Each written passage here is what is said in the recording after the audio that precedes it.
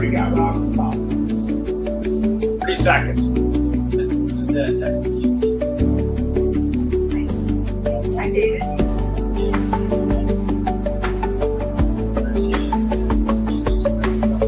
That's Ron.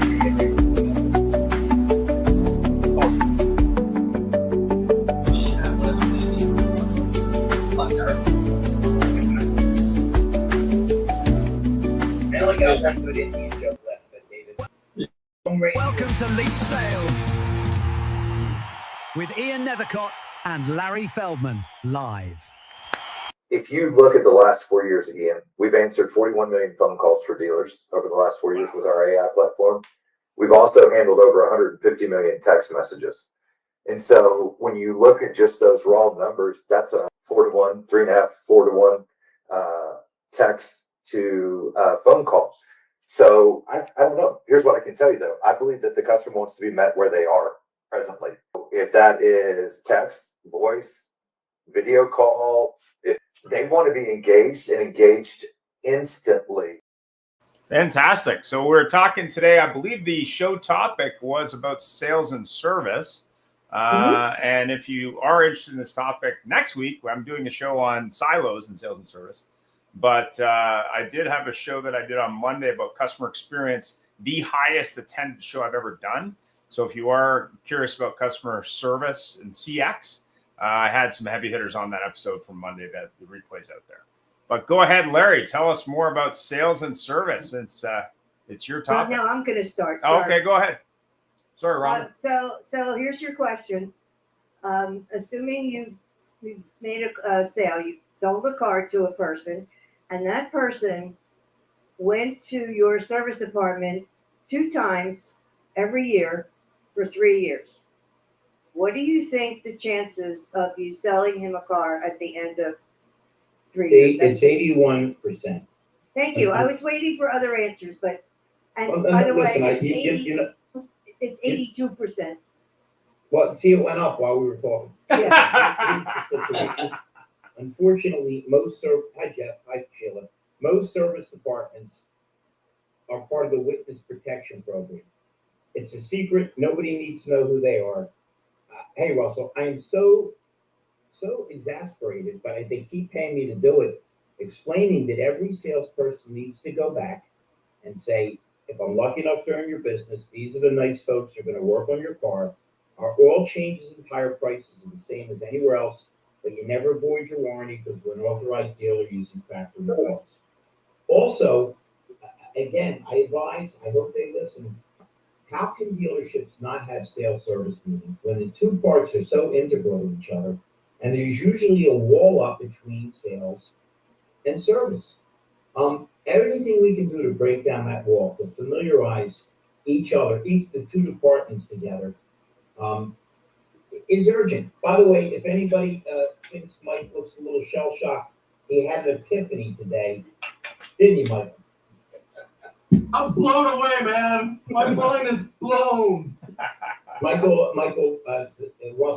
decided, since we're in Connecticut, to come see the class and did what I always loved, did the same thing that my boy Russell did. He looked at his watch and said, "You SOB, how the hell did you do that for 3 hours and it felt like 20 minutes? And no cell phones in sight. There wasn't the laptop pilots in there? Nothing. Nothing. I felt like I was on a time warp back to the 70s.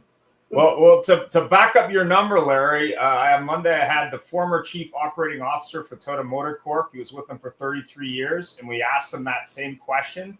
He said, interesting, that's pretty much the same number as Toyota internally had for many years. And he ran Lexus, Scion, and Toyota for 33 years. But if you remember, he followed up, Ian, with if it's once a year for 3 years, you have a 50% chance.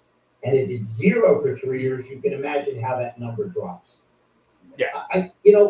Listen, I get that salespeople are short-sighted. Nobody on this program is. We all think long-term and globally and how we can build. So I get that salespeople can be. But how can owners and GMs not realize that if we don't synthesize it and have synergy in the two departments, we're all going to lose? Well, the other metric, I agree with you 100%, Larry. The other metric that we heard on a show a while ago was there's 220,000 independent service locations in the United States market. So that means when you factor in your new car franchises, which are about, I think, 17,000, depending on NADA's opinion this week, it's about 17 other choices a customer has to service their vehicle than the dealer. So if you're not 17 times better at retaining that customer, the chance of you selling them another car is very, very low. But you don't even need the metric of being 17 times better. How about just letting them know? Exactly. We do service. We'll protect you. Your prices will be equal. Oh, yeah. It's just, the amount of ignorance that exists in the world, it's frightening, and it continues to grow. But considering the competitions we have from other dealers, from Carvana, from all these things, you would think that we would at least build on what we have. We have service departments. We have human beings. Listen, it's great for anybody on this program that's a consultant or a vendor because they desperately need our help. But it's kind of scary that we keep doing the same thing, we keep making the same thing. Russell always likes to say that if we had complaints and it was 1952, it would be the same series of complaints. Hey, Chris. Hey, Lynette. Good to see you. Tony T. Great to see you, my buddy. So we have a couple. Larry, how are you? We have a couple new people on the call there. Maybe we can start with them. We got Robert, and I think Sheila's been on before, but I'm not sure. But Yep. why don't Sheila's been on. Lynette's been on. It was so great to see you last week. Let's start with Robert Powell. he is muted. Mike Larkin, how are you, sir? How are you? Let's do introduce ourselves again. Yeah, just give us about you, but also give us your opinion on service. Okay. Well, like I said, I know a few of you guys in here, but like I said, I told you earlier, I'm Robert Pollard, been in the car business over 30 years. Sold my retail store, and now I'm running an AI solutions company and a warranty agency. But yeah, I love the service to sales part. I think that is a big deal when I owned my dealership. I was one of those guys that hated the sales part. Hated the service department until I figured it out. And then I realized I was keeping 75%, well, actually I was keeping probably 82 cents on every dollar in the service department. So that changed the way I ran my store. So I'm big on the service now. So that's my take on it. Fantastic. Sheila? I'm Sheila Pogue. I was a director of operations before I came to automotive. I was previously in the marine industry. And this topic reminded me of one of our clients that recently told me he's an owner. And when he took over his store, he took PTO to work every single position in the service department. And I really have a lot of respect for that. I think that variable, this is that y'all have all individually heard me get on my soapbox about this, but fixed operations is ignored, not paid attention enough. Fantastic. Do you know why, Sheila? It's because the lack of IQ from every dealer out there except Robert Pollard. Listen, if the factory in I didn't start yet, I'm not that old, but in 1985, the number one seller for Cadillac was the Cadillac Eldorado. It had that square back. Yeah. Great. The geniuses in Cadillac, who used to smoke a lot of weed apparently, decided to round it off and made it the most undesirable car. You don't know if they're going to restrict the models, change the models, hold back the models, send you a bunch of vehicles that have the wrong equipment. You have no control over them. None. And then when you throw in the fact that Amazon's tied in with Hyundai and Volkswagen's having some rumblings, the only things we have control of is fixed operations and pre-owned vehicles. I mean, you shouldn't need to get hit in the head with a hammer to realize that. Hey, Sandy, how are you? So, Russell, I know you have nothing to do with fixed ops. What's your thought? I have no thoughts. They're on the sales-oriented side of the dealership. They don't go back and work with the mechanics. They have no clue. They would never get their hands dirty back there. Hey, Robert mentioned the 82 cents on the dollar, and maybe some of these guys will get it a little bit better. Exactly. Tony T, we haven't seen you in a while, my brother. How are you doing? What's happening? How are things rocking at your Toyota store? I am doing great. Everywhere I go, there I am. We're doing well. For those who don't know me, I'm Tony T. marketing director at a little Toyota store in Madison, Wisconsin. Little hell. We only do about 100 cars a week, That's it. something like that. But that's not many compared to some. No, Really? what, over 5,000 CPROs though, right? A month. Over 6,000. There you go. These Toyota customers, they just won't go away. And I love it. Loving every minute of it. Good to Fantastic. see Sounds that. like a song. 11 every minute of. I love it. And this is in Sheboygan, Wisconsin. Oh, Isn't that cool? Been there. Well, I what took- I is took- what is I it? took Yes, the it's picture. cool, but what is it? it's like a It's bridge. out to a lighthouse. Did you say you've been there, Jeff? You know where this is at? Yep. Yeah, I took that picture myself. The fog was rolling in. Looks pretty cool. Anyways, And I was Good to see gonna you say, guys. if you don't have Russell Hill handling your advertising in your service department, you're missing out. Right Oh, yeah. on. Russell Hill is. Holler. yeah, Russell's got it going on. So, I met an interesting gentleman, developed a pretty close relationship with him, and Ian actually introduced me to him. Dennis McGinn? Yep. Do you know him, Robert? I'm thinking somebody else. What's the name?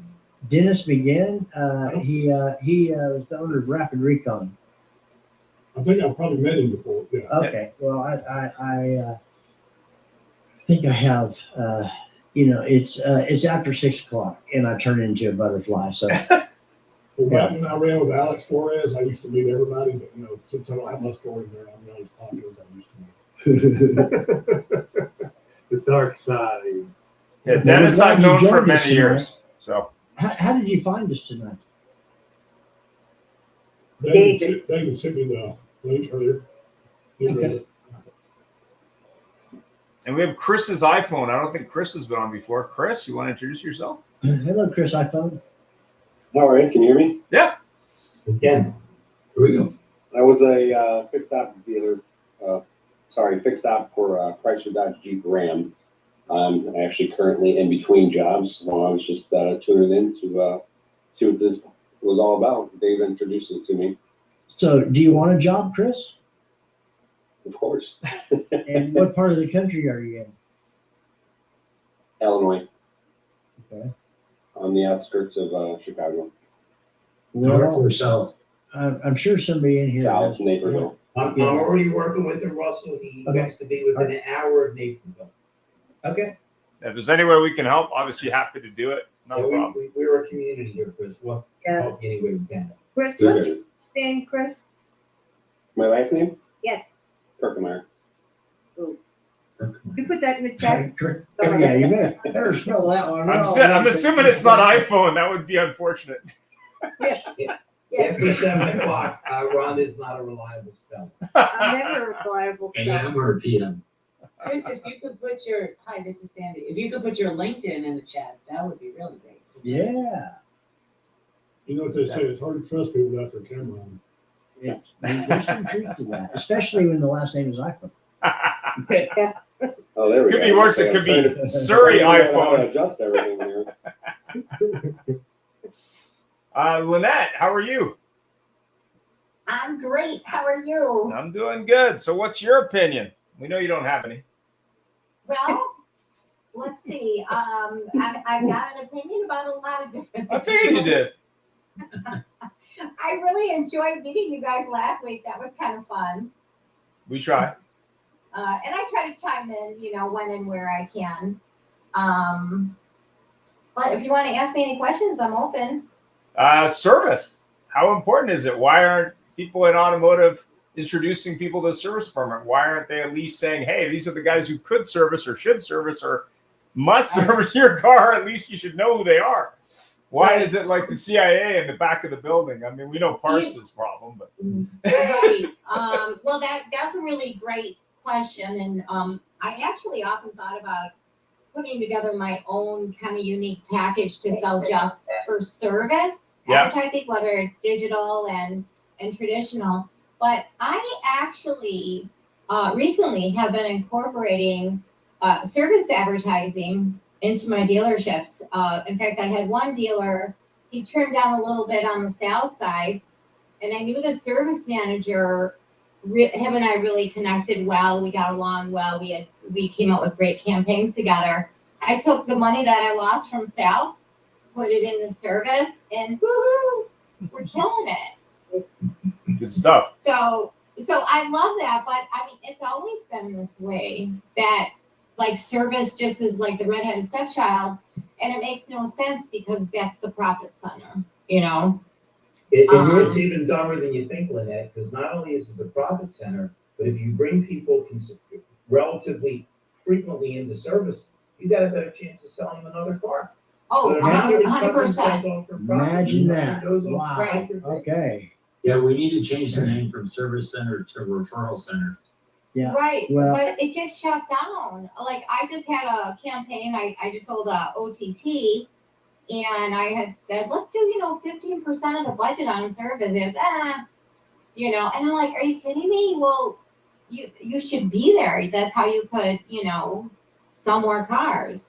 And he agreed with me, but he still didn't want to advertise service. I said, I'm like, are you not getting paid on that or something? Yeah, and Lynette, just tell Yeah. them tell them to look outside of his store and look at the 16 independents that are salivating and scarfing up all the business. Right. So I don't know if this is the situation for your dealer, but I do very little service marketing because I'm at capacity every day.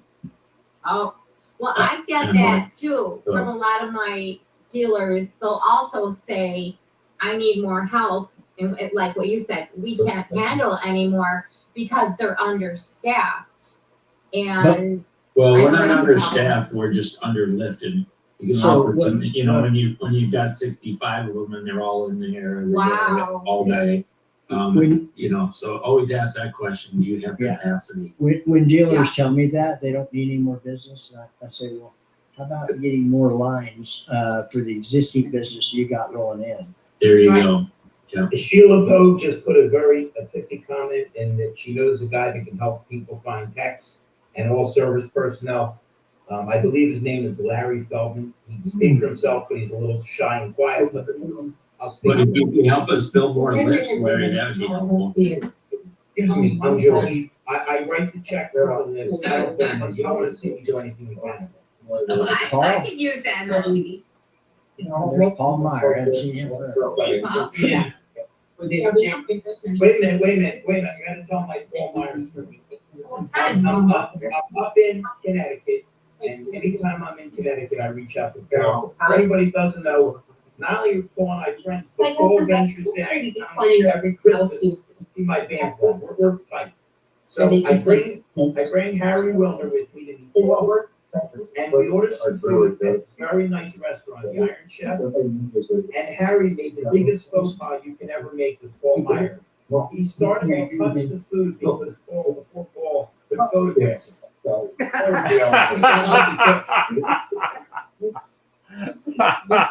That's a no-go, Larry.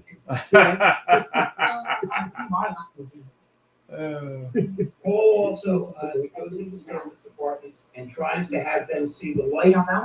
So if there's not a musical reference, I'm not happy. We go back to Pete Townsend and the Tommy thing. How can men that never saw you like me like? It's scary how blind they can be with their profit center and get more people. What are the size pictures? I think it said on the menu.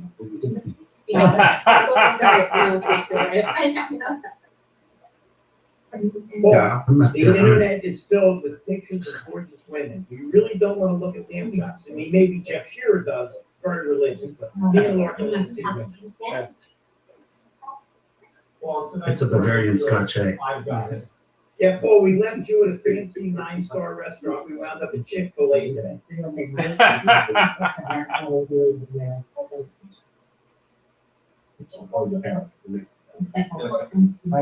I think we're getting a lot of background noise from his feed. Yeah. I don't know. It's Paul. So yeah, Rhonda, you can mute Paul. That'd be good. Can you put him on mute? There you go. Oh, there we go. There we go. Oh, I'm glad you found it. Thank you so kindly for bringing your buddy in. Seems like a great guy. We always like to hear your comments on anything, particularly any kind of conduit to get the service. So one of the reasons why I asked a few people here tonight, I had an ulterior motive. I was going to hijack your show. Dave for a little Rozek bit. has an ulterior motive? Never. Yeah, I have a way of doing dog and pony shows and kind of throwing people down the elevator shaft and then lifting them back up. So I will throw you in the rabbit hole anytime you're a vendor approaching me on the marketing director side. I'm ready for you, David. Well, I just do it because I want you to be able to climb out of it. If you can get around my bullshit, then you deserve the right to sit and talk.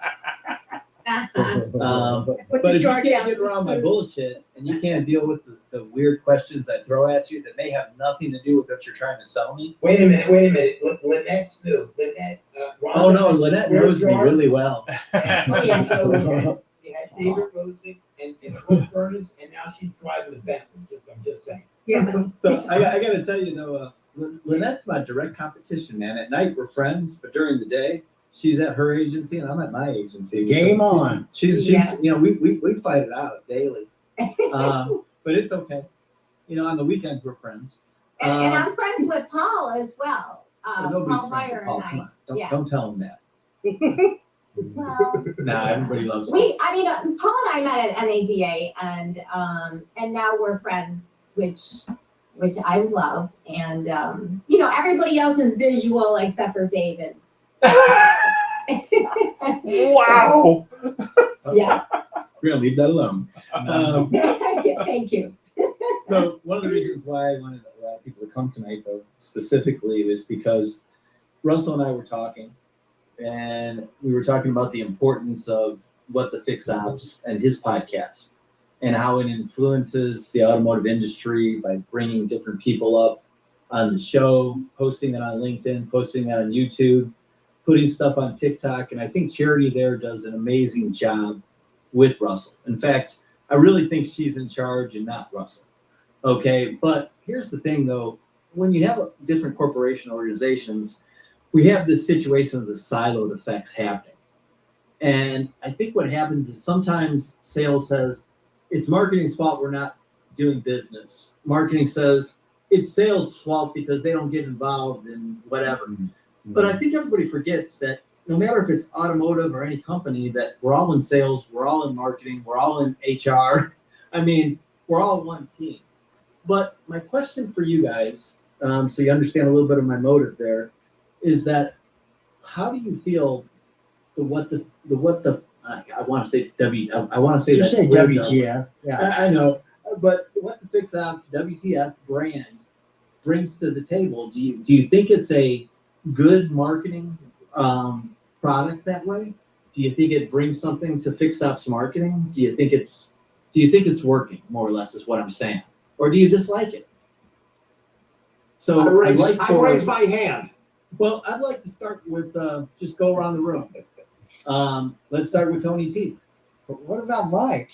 He had his hand raised. No, forget about Mike. I mean, he's a Ravens fan or a Patriots fan. Patriots fan, that's right.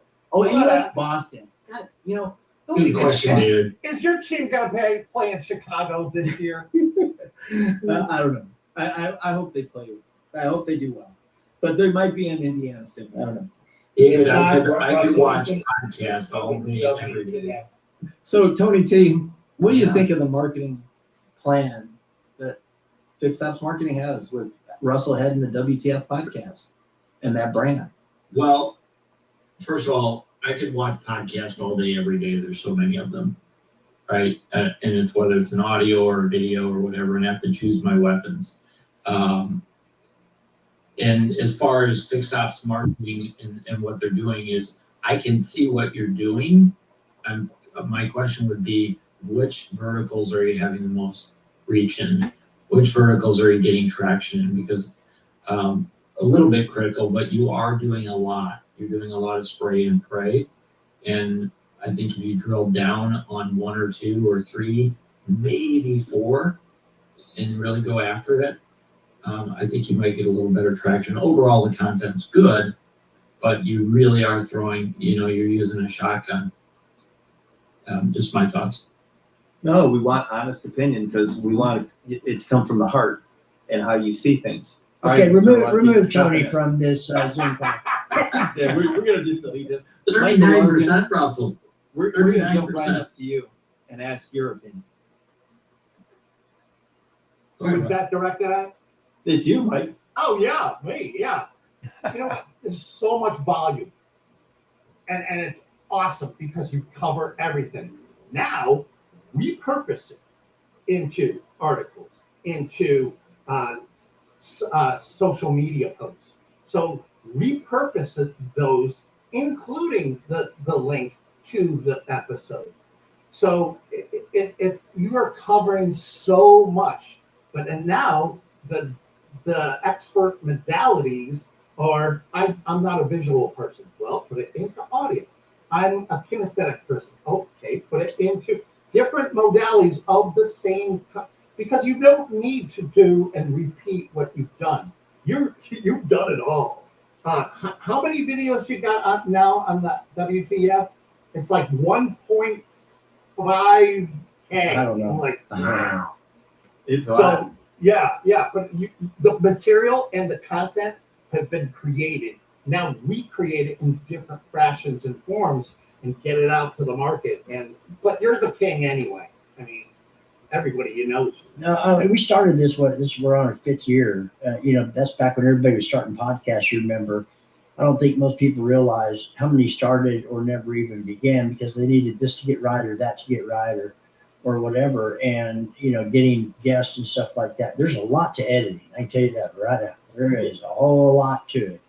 But when Dave asked me or called and told me that he wanted to do this, there's another ulterior motive. But I was just curious what, after Dave asked me about it, what would be the responses from all of you. So I'm just curious. Question for you, Russell. Where does getting on other stages play in your strategy? Besides creating your own stage, where does getting on other people's stages play in this? Well, I don't really know. I just I don't get invited to too many stages.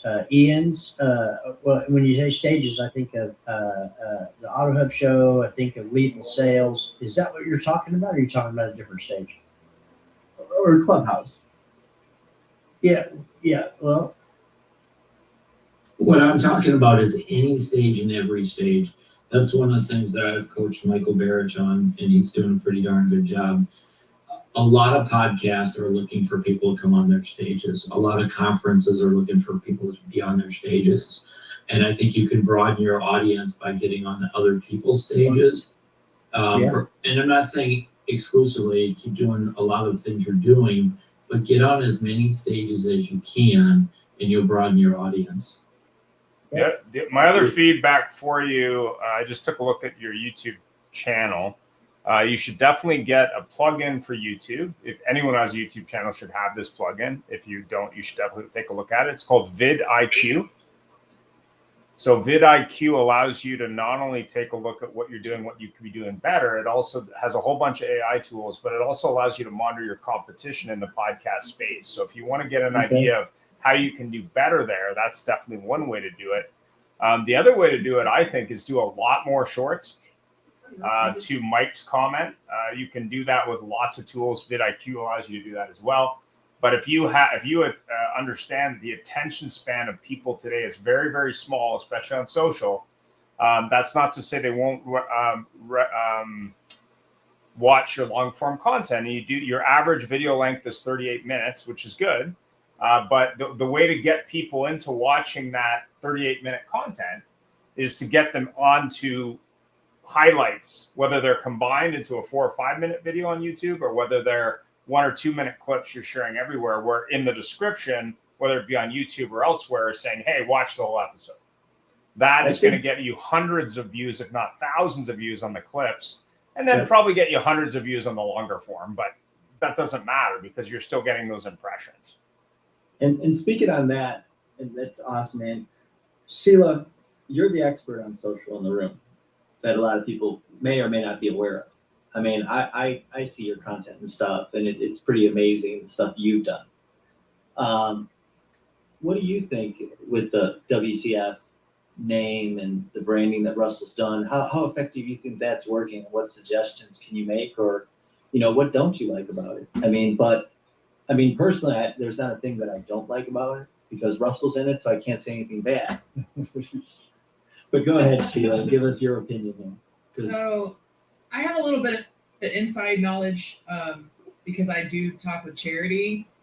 I find I have a couple of thoughts. I'm gonna try to keep this concise. I know that Charity has a background in investigative reporting, and I think that she's really insightful with the topics that she chooses to highlight with guests. I think she takes an extra step to kind of deep dive with people that are going to be on the show, and that makes for really good content, really good shorts. Mm-hmm.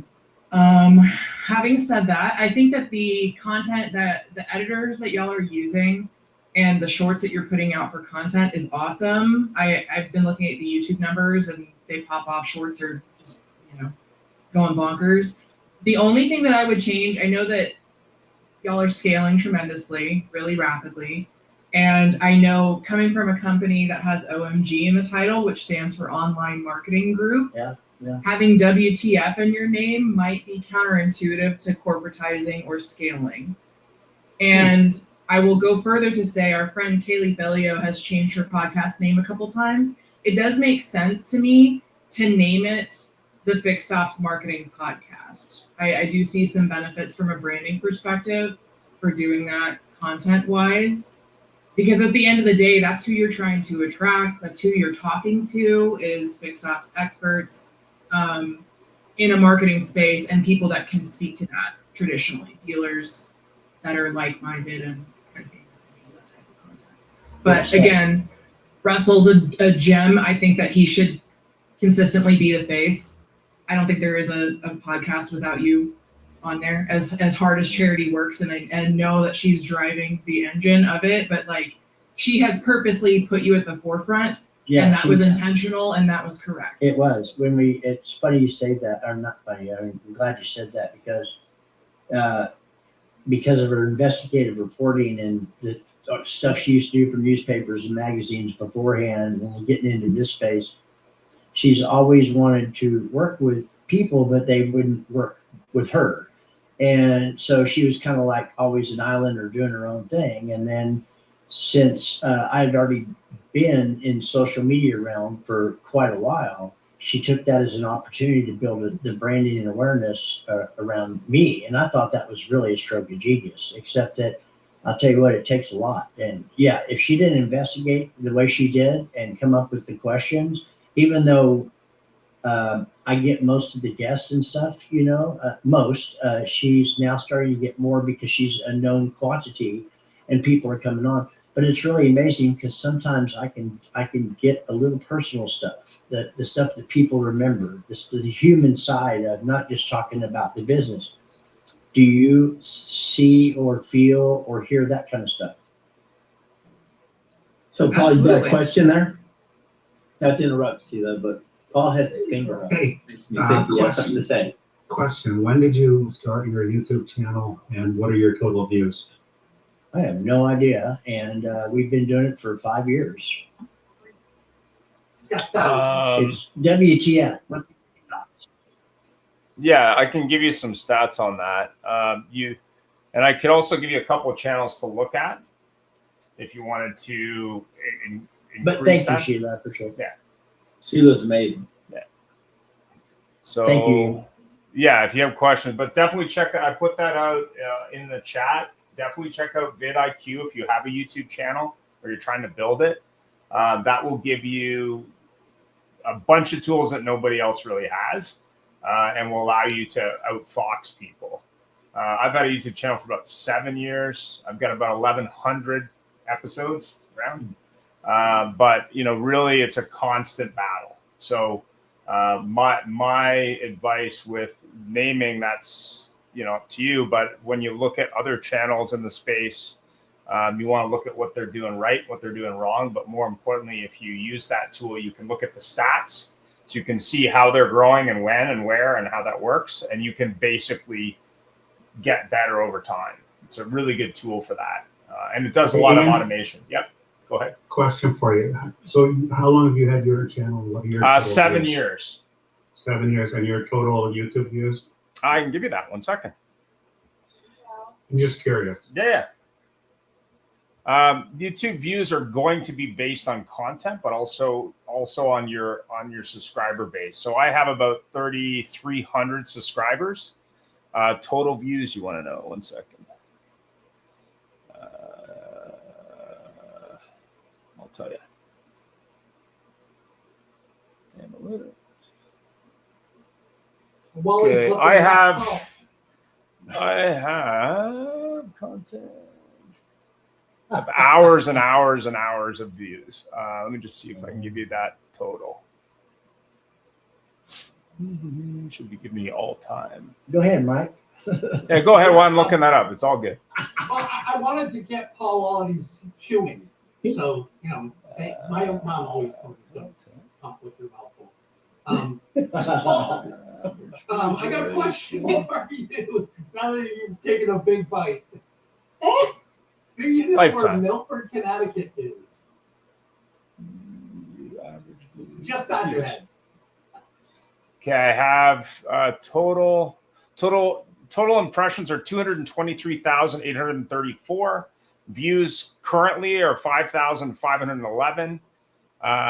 The impressions click-through rate is 1%. And then it depends. You can break it out by all kinds of stuff. So you can look I was just interested in total channel views. Yeah, I mean, it's the first criteria is you want to get to 1 million as quickly as you can on shorts. But it's hours and hours of those to get to. It depends on your goal. So if your goal is overall views, that's one metric. But if your goal is revenue, that's another metric. So it's the first criteria is subscribers.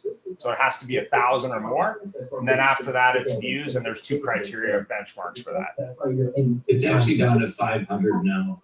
Subscribers. Yeah, they dropped it. I've got two channels.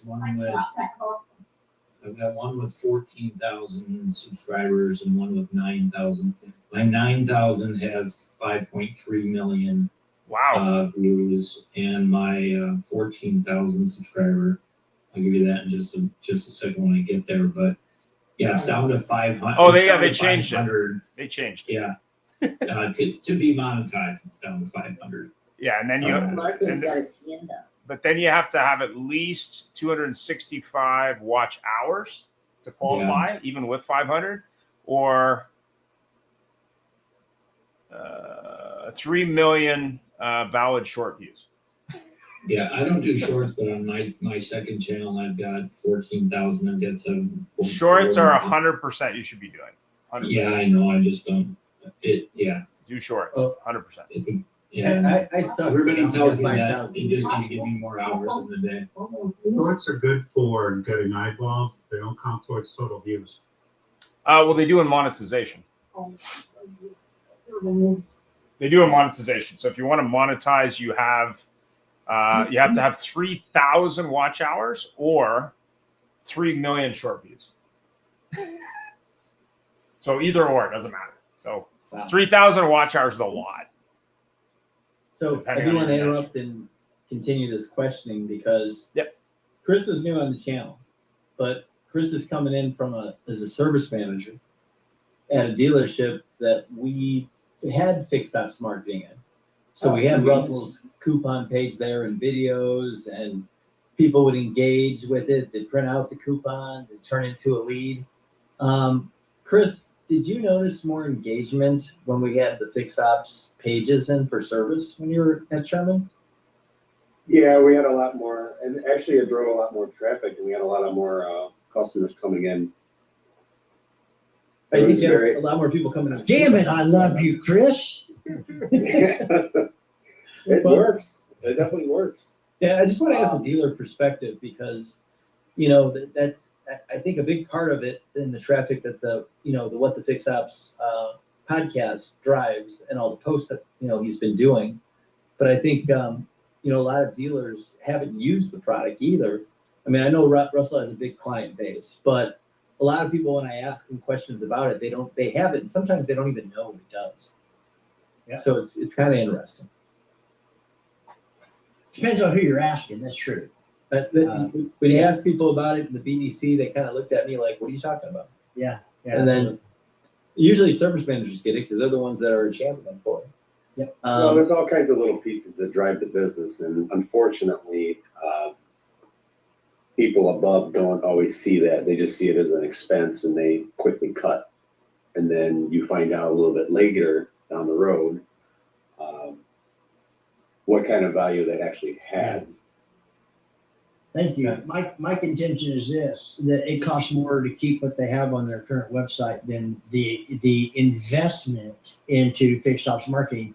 And that's because now you know who those people are. Before, you had no clue who they were. Hey, Russell. Yeah. Do you mind if I talk about these numbers on this report? I won't say the dealer Okay, name. yeah, go ahead. I'm not gonna say the dealer name, but Yeah, I'm fine with that. this particular dealer has been working with Russell since beginning of April. Through today, 39% conversion rate. If that's right, give me another tool that converts at that rate on any platform. 39%? Are you freaking kidding me? That's amazing. That is people who actually filled out a form to get a coupon Or called. Okay. I mean, holy cats. Yep. And you have their information real time, which is something that service and parts side of the website has never seen before. That is freaking ridiculous, you guys. That, You know that that. is amazing. Yeah. I do have a question for Sandy though. So when I have questions about HR and stuff like that, and Don't ask AI. From a dealership standpoint, a marketing standpoint, It depends. what do you think of the title of What the Fix Ops? I mean, I've always been amused by it, but what do you think about as WTF and a marketing strategy? Do you think that's I mean- appropriate? Professional, not professional? I think it's funny. I think that you know, one of the things that I bring to human resources is humanity, right? And I think that humor is awesome and should be used. I think I'm perfectly fine with that kind of stuff. I think you know, we get a little too crazy sometimes, especially with something like that, right? If it's WTF isn't, I mean, like I gave my boss, as the head of HR, I gave the dealer a WTF stamp one time for Christmas because, you know, so he could just stamp it on things. And, you know, so yeah, I'm fine with it. It's not a slur. You're not saying anything terrible to anybody. It's, you know, I think it's fun and funny. You know, but I also kind of agree with what Sheila was saying. Who remembers the campaign, I shipped my pants?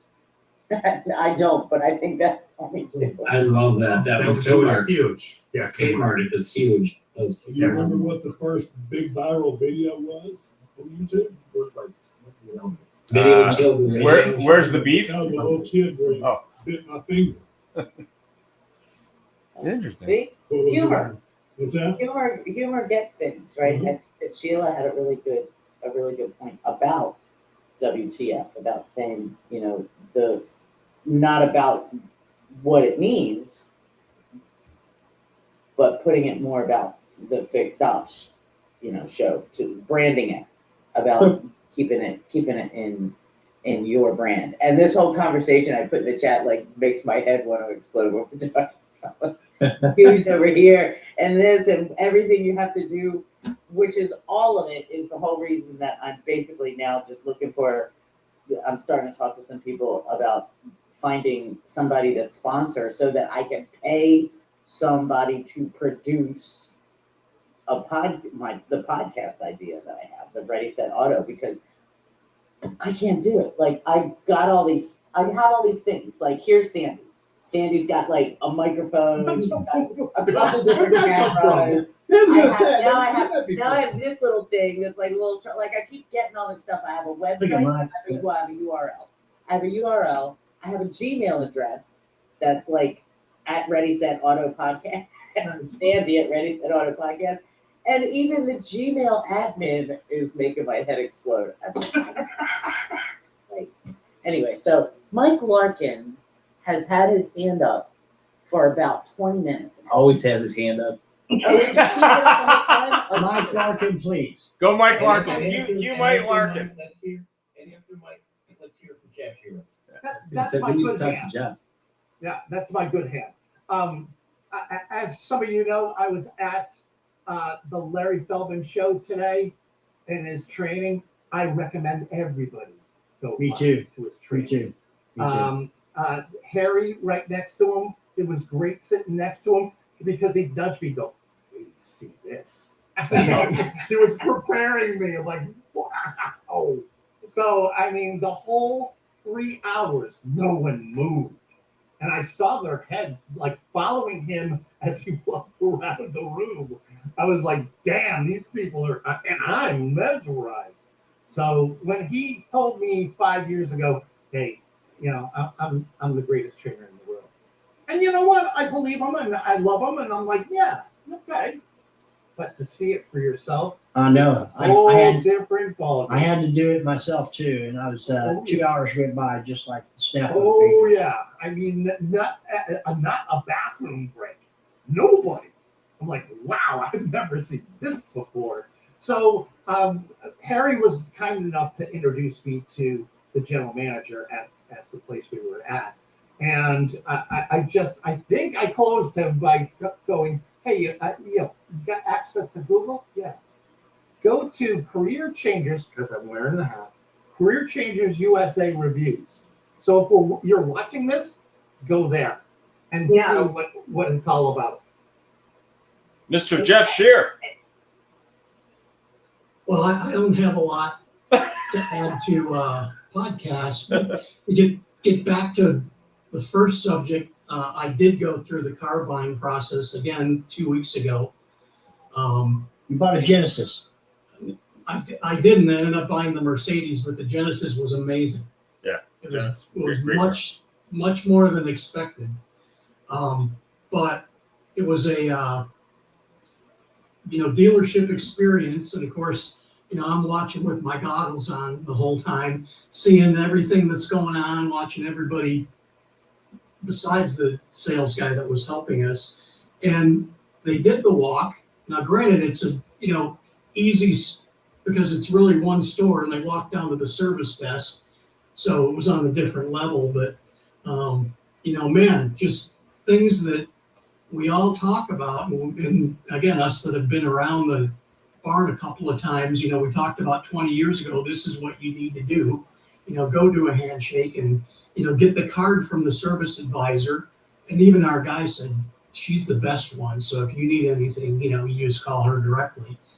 And by the way, and the other thing I just wanted to add, we train a lot of these independents that, people pass going to dealerships as well as service departments. Interesting thing though, the independents have never said, man, we're scared of the car dealership service department.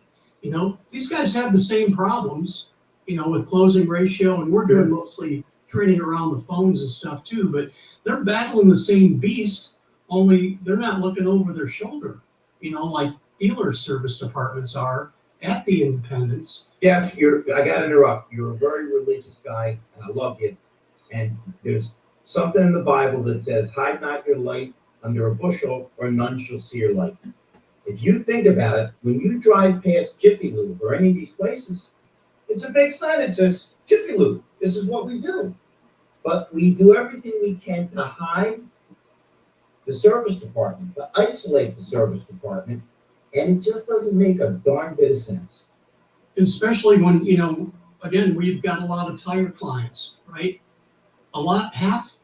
I would venture to say more than half the people that buy a car don't even know the dealership sells tires. 33% of the population doesn't know that dealerships sell tires. I would. Russell, my experience. We don't want to upset the average market dealers. And you know what? What do people need? They need tires. They need brakes. Single largest purchase they'll make during the warranty period. That's where people lose them. Yeah. Robert, anyway, we hadn't heard anything from you, Robert. What do you think? 1 second before we jump to Robert. Russell's everywhere, and I'm everywhere. I still see places that don't have a tire display. Russell. Yeah, I hear you.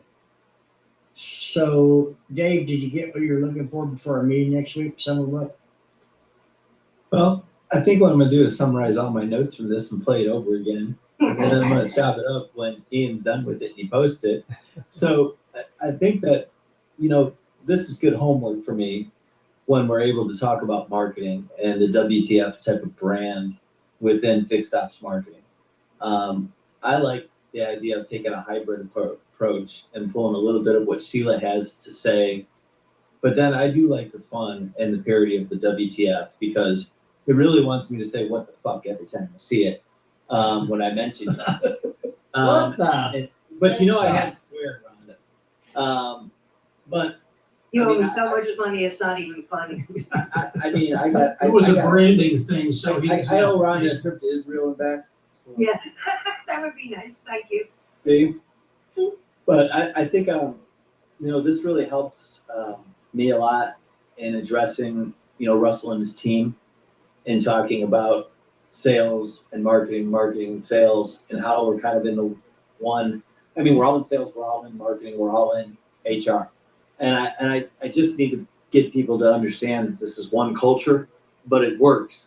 But it works because we're actually getting out there and doing something and talking about it together. Look at this. I mean, we have so much free education going on right now in this room.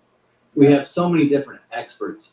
I mean, Tony came in here and laid down some nuggets. Michael always does it. Larry, Chris, we weren't expecting him, but he actually gave a viewpoint that was a little bit different than what we thought of. Yeah. Lynette's on the marketing front lines. Sandy has that HR background, and Rhonda's just she's a Swiss Army knife of everything. And to see Robert in the lookout is gold. And I always got to listen to Jeff's brain because Jeff says some intriguing, deep shit. Yes, he does. And, and Paul Meyer, damn.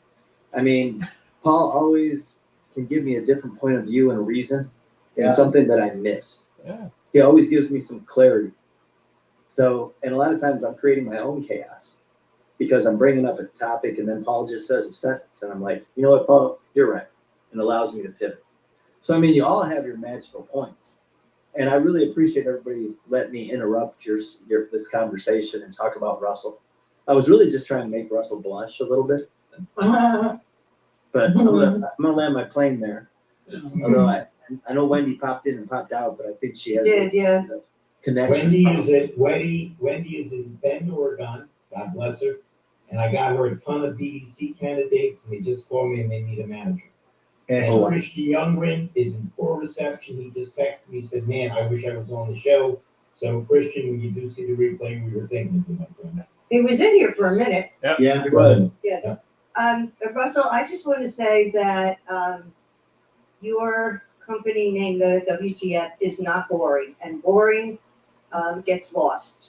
You have basically it's pattern interrupt. We don't expect it, and it's perfect for that reason. And I mean, you're not IBM, and No. you're not in that business. And even IBM is a brand that's been worked on for centuries. But I think that being different like that, it makes you stand out. And I don't think it's insulting at all. I don't think it's, it's lowbrow. I think it's perfect. Thank you. My opinion. Robert, did you have any final thoughts since we're almost out of time? Well, like I said, I've always I was actually a customer of Russell's years ago, but I do like the WTF for him. Like I said, I love his story. I love his stuff about him. I said, hey, Russell, guess what? I'm 143 days sober, baby. Right on, baby. That's what I'm talking about. Yeah. Right on. While we were in Tampa, I sat there listening to your story, and I was telling some guys the other night, I was doing all this stuff, and I went to one of the bars, and I was like, this is not what I want to do. So, you helped me out with that, especially in Tampa. Thank you. Means a lot to me. It's not just a business. It's about people. It's about relationships. It's about, affecting people's lives in a way that's positive, which is really all I want to do. And I know I've been talking about this and berating it to death, but so David Long is on the WTF this week. We're going to be recording him because of his book, Step Zero. And I think it's taken forever to get released. I understand that because we're going through the same thing, but 2 or 3 months, that's it. And then I know a few people in here have read it and offered some advice and opinion. Rhonda was one of them. Thank you very much. It's been completely great program. Yeah, thank you very much. I look forward to seeing how well received it is because it's not about business. No, but it is. Yeah, well, true. Yeah. By the way, Robert, congratulations on your before and after pictures, man. You've worked hard. Yeah. Congratulations. Thank you. Appreciate it. Yeah, yeah. And if you ever want to talk, man, I'm a phone call or text message away. I'm still involved. Go to meetings weekly and work with sponsoring people. And after 31 years, I'm still doing it, man. Right. What a beautiful influence. Our ride back in Austin from Alex's house to the hotel, that conversation set with me a good bit too. So, Russell, what a beautiful influence we have here. We have a couple gentlemen that are sober and a host named Larry Feldman that can drive people to drink. So it's That is true. That is We have true. some, we have some ladies who haven't had a drink in 30 Yes, Sandy is one of them. For you. And there's more of us than we know, than we realize, right? And you know what? Don't you think it's important to share that? I It's think taken me a long time, Sandy, to get to where I'm comfortable, especially the stuff that's going to be revealed in the book. It's down and dirty, but I think these are things that a lot of people deal with, and they just need to know, my God, if he can do it or she can do it, so can I. And that's what's I inspiring think about the book. I think there's a lot of truth to that. I had to make sure that I was doing it before I shared. Yeah. Right, because I certainly, didn't. Anyway, so there's a lot to it, and I share it when it's helpful, right? Yes. When it's going to be helpful, not to toot my horn. What's helpful is. But I am going to toot my horn right now because I missed last week, right? And I didn't mean to miss last week because first I want to catch you up because you've all heard the story of my child starting her career sales of the car business, right? So with no training or whatever. So last month was her third month. Great. And she sold 6 cars. Right. Wow. She sold 6 cars. I got to see her pay. I got to see the pay plan that she's on right now. And then she's going to move. She's now moving to the commission. Did you advise her on the new pay plan? No, I am staying out. But all I have to say is that if you're doing pay plans for anybody, the pay plan, I love pay plans that your neighbor who has no idea about the car business can look at it and understand how you make your money. Right? It should be that simple. Yeah. And last week I got the email that a lot of people wait for. That I'm so excited. I'm going to be a second time NADA speaker. Congrats. Super. Oh, that's great. Yeah. Thank you. I'm Congratulations. excited. Congratulations. Thank you. I'm excited too, and I recognize what an honor it is. Yeah, it's right? 35 places, Especially to me, just so you know. I don't work for a company that's like spending $500,000 on a booth.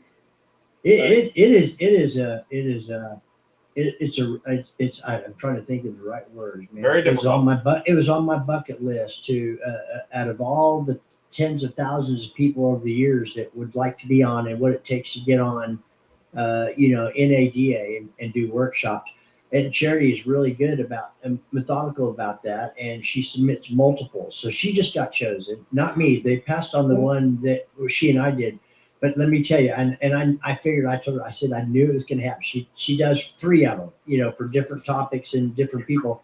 So it's her, Kaylee Filio, and Melissa Marlette with IntelliCheck. Those are the 3. Are they doing a panel or are they? They're just doing a workshop. The 3 of them together. Okay, I'm so happy and excited for her. Yeah. One of I our was chomping at the sponsors bit. will be speaking, DMSA.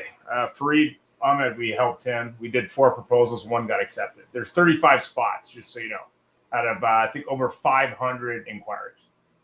I was jumping at the bit because I didn't want to say Charity made it. Workshops? There's only 35 approved. So there was over 500 submissions this year for people who wanted to speak. Wow. Only 35 were approved. And the reason isn't that they're trying to be harsh. The reason is they want their speakers to speak. So half the speaking spots are slotted for NADA representatives. Wow. So those are the workshops. What I was selected for, what I submitted for was for a learning lab. Yeah, I don't know. I mean, we help people every year through the process, and we got 1 approved this year. We thought we'd get 2. We usually do, but we got Fareed from DMSA. He's going to be speaking on buying and selling dealerships. Well, it's Well, not. that's a hot And they do topic. cut. They do cover some costs. Just so you know, I saw the email. It was kinda interesting. I did give them something they asked for. Cut. Oh, they'll cover stuff. Oh yeah. At least the one I saw. I can't comment, but it was interesting. JD got his 27th. Wow. Jonathan Well done. Dawson, number Oh, yeah. 27. I mean, Jonathan Dawson's like, I don't even know why he even has to apply anymore. Yeah. Yeah, he's so good. So good. And we're out of time. Pretty much. Any final thoughts? Everybody stay healthy and thank you all so much for joining. Ciao. Thank you. Thanks, everybody. Thank you. Thank you, everyone. Good night. Thank you all for your input. Appreciate it. Thanks for the invite. Thanks for holding the space, because it's We're- such a great place. Yeah, thank you very much. Y'all have a Thank you for helping the industry get better today live.